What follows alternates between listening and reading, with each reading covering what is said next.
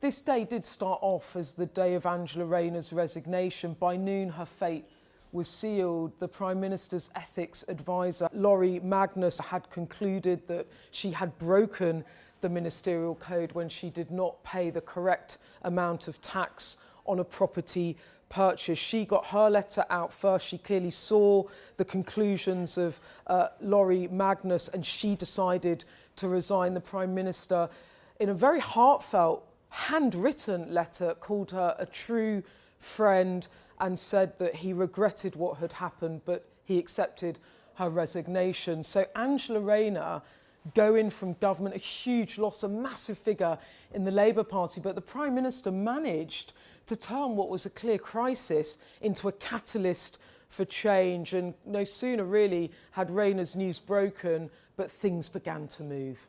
Something is happening inside Number 10 that Keir Starmer did not see coming. A key figure at the very heart of his operation has suddenly walked away, and it has left Downing Street scrambling for answers.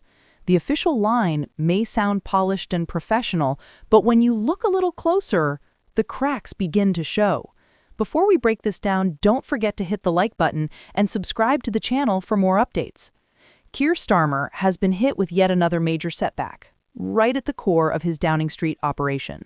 His Director of Communications, Steph Driver, has abruptly resigned from her position just months after being appointed in March of this year. On the surface, Downing Street insists that her departure was voluntary, stressing that she left of her own accord. But the timing and the broader pattern of resignations within Number 10 raise serious questions about what's really going on behind closed doors.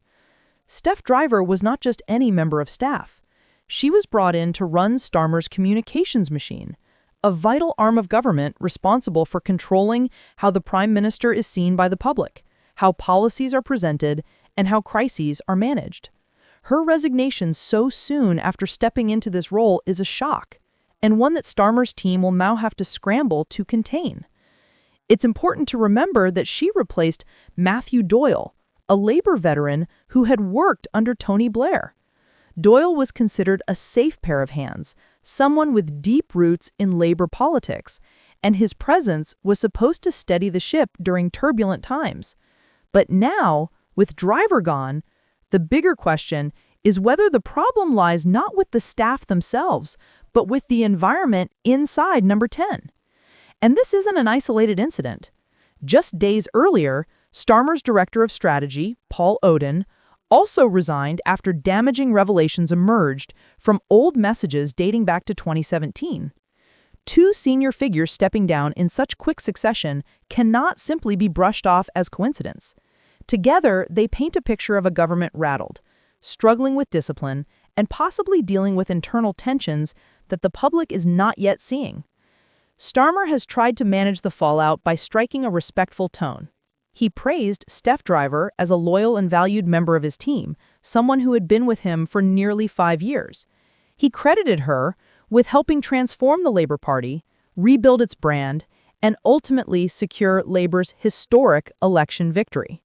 He even spoke about her calm, wise counsel, her leadership, and her humor, clearly an attempt to soften the blow and prevent speculation from spiraling out of control.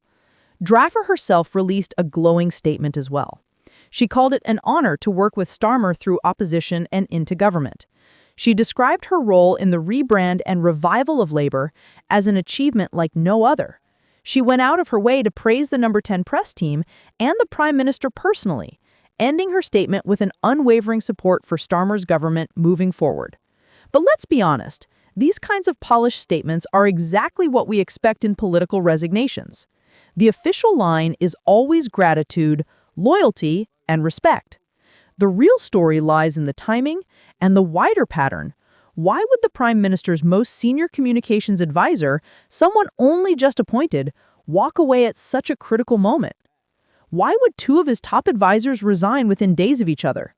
And what message does that send to the Labour movement, to Parliament, and to the public?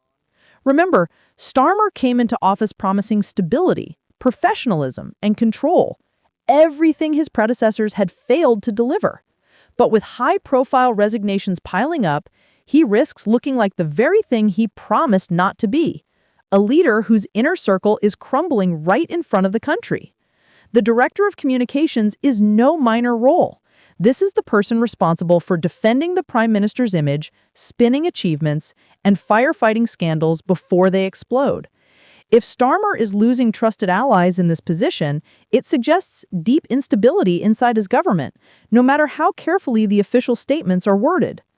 Downing Street is trying hard to downplay this as a simple career move, but the truth is it couldn't have come at a worse time. Starmer is under pressure both at home and abroad, and the last thing he can afford is for his team to look fractured. This resignation blindsided number 10, and the questions it raises are not going away anytime soon. Meanwhile, another story is unfolding across the political stage. London Mayor Sadiq Khan has reignited his feud with Donald Trump, once again exchanging fiery words with the former U.S. president. Khan accused Trump of being racist, sexist, misogynist, and Islamophobic.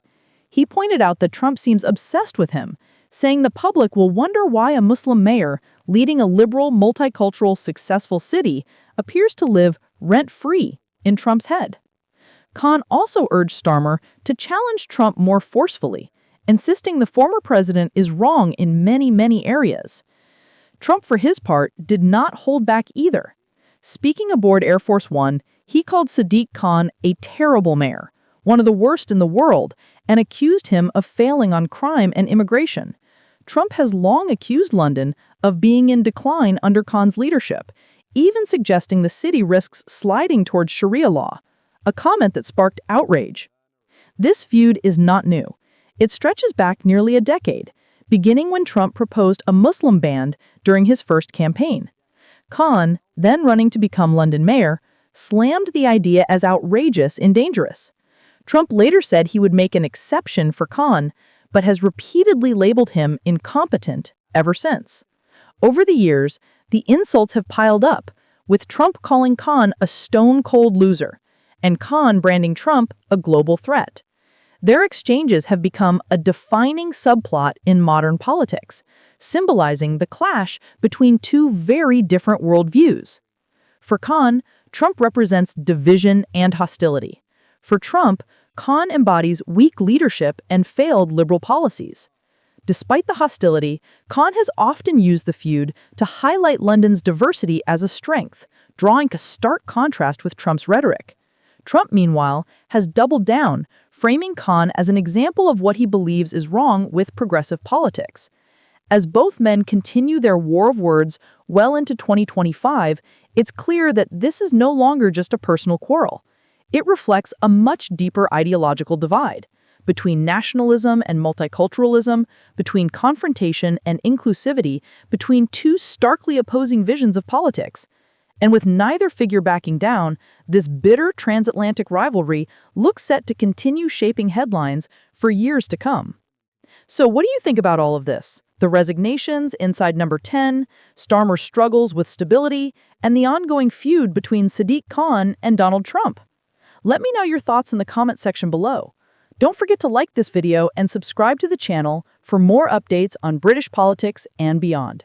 Thanks for watching, take care, and goodbye.